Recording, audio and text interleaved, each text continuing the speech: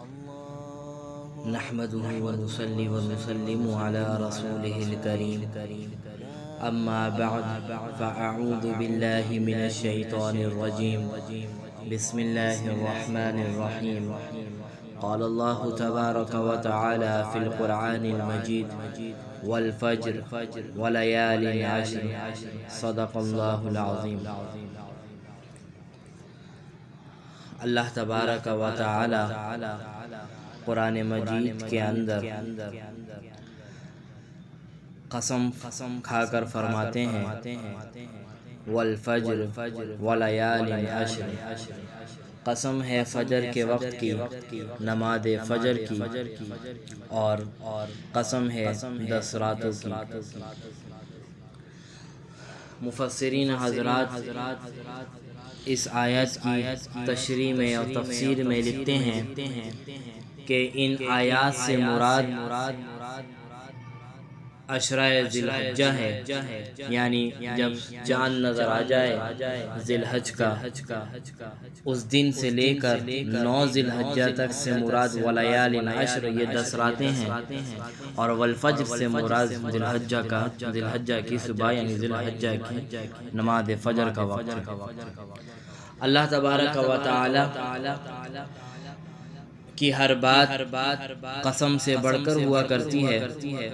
لیکن جہاں اللہ تبارک و تعالی کوئی بات قسم کھا کے فرماتے ہیں تو اس سے یہ بات معلوم ہوتی ہے کہ اس بات کی بہت زیادہ اہمیت ہے، اسی لیے اللہ تبارک و تعالی نے اس کو قسم کھا کے بتایا کہ انسان یہ بات سمجھ جائے کہ اللہ تبارک و تعالی جو پیغام دے رہے ہیں یہ بہت بڑا پیغام ہے۔ تو فرمایا کہ قسم ہے ان 10 راتوں کی، جس کی وجہ سے اللہ کے اس قسم کی وجہ سے ان 10 راتوں کی فضیلت کے بارے میں، اس 10 راتوں کی افضلیت کے بارے میں ہمیں اندازہ ہو سکتا ہے، اندازہ ہم اس کا لگا سکتے ہیں۔ رمضان المبارک بہت بڑا مہینہ ہے، بہت بابرکت مہینہ ہے، ہمیں اس مہینے کی قدر ہوتی ہے، لیکن ہم ذی الحجہ کی یہ ابتدائی 10 دن میں بہت زیادہ غفلت برتتے ہیں۔ احادیث اور قرآن مجید کا مطالعے سے یہ بات معلوم ہوتی ہے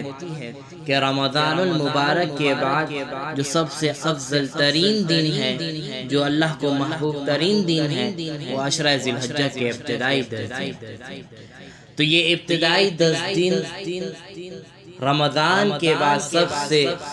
زیادہ قیمتی دن ہے، ان کی راتیں رمضان کے بعد سب سے زیادہ قیمتی راتیں یہ ذی الحجہ کی راتیں ہیں اور ان کے دن ہیں۔ تو یہ 10 دن یہ بہت اہمیت کا حامل ہے،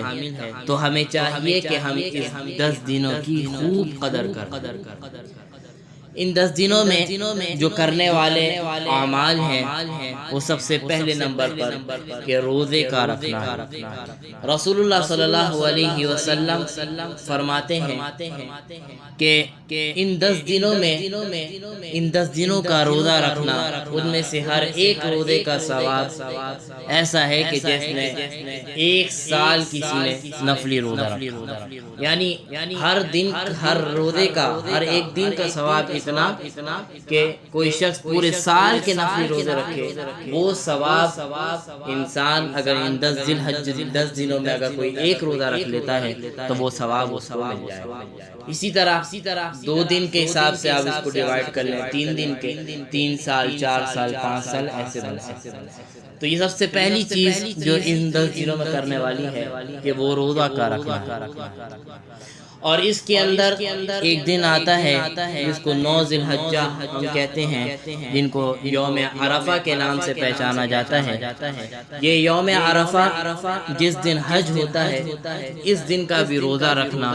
بہت بڑا عمل ہے۔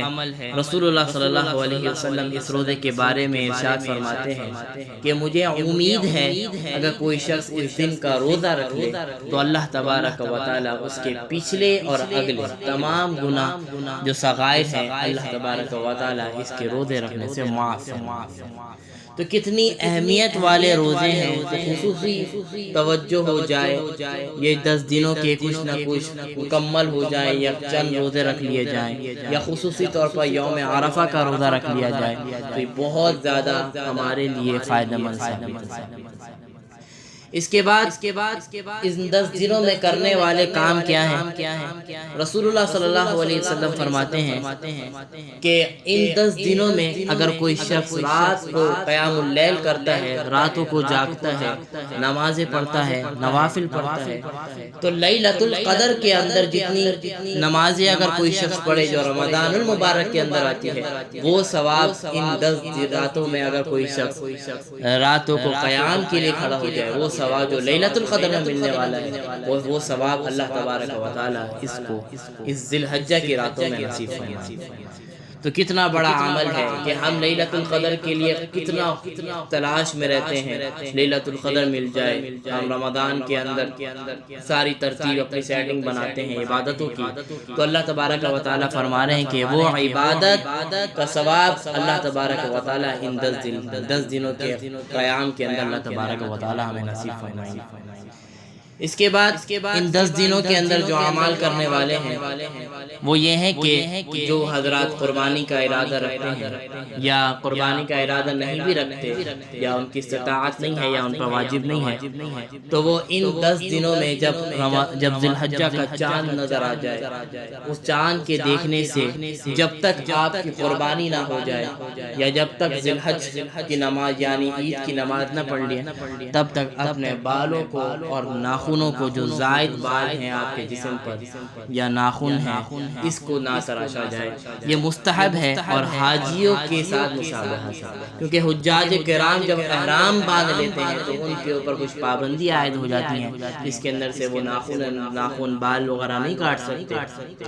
تو ان کی مشابہت ہم اختیار کر سکتے ہیں۔ اگر ہم حج پہ نہیں گئے تو ان کی مشابہت اس طرح ہم اختیار کر سکتے ہیں کہ ان کی اتباع کرتے ہوئے، ان کی پیروی کرتے ہوئے ہم بھی ان 10 دنوں میں اپنے ناخن، بال اور جسم کے جو زائد بال ہیں وہ نہ کاٹیں۔ اس کے علاوہ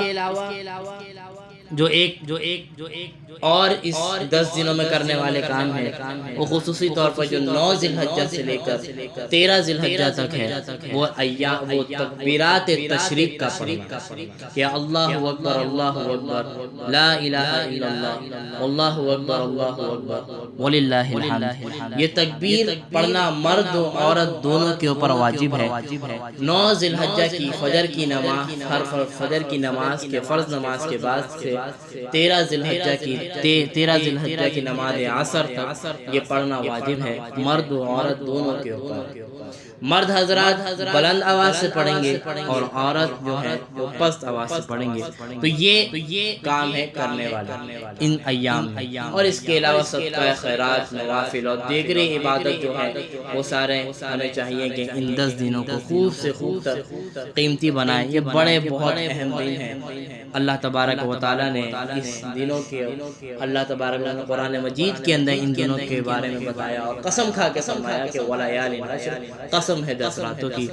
جس سے ہم اندازہ لگا سکتے ہیں کہ ہم یہ راتیں کتنی اہمیت کا حامل ہیں۔ اب ذی الحجہ کے اندر ایک بہت بڑی چیز، ایک بہت بڑی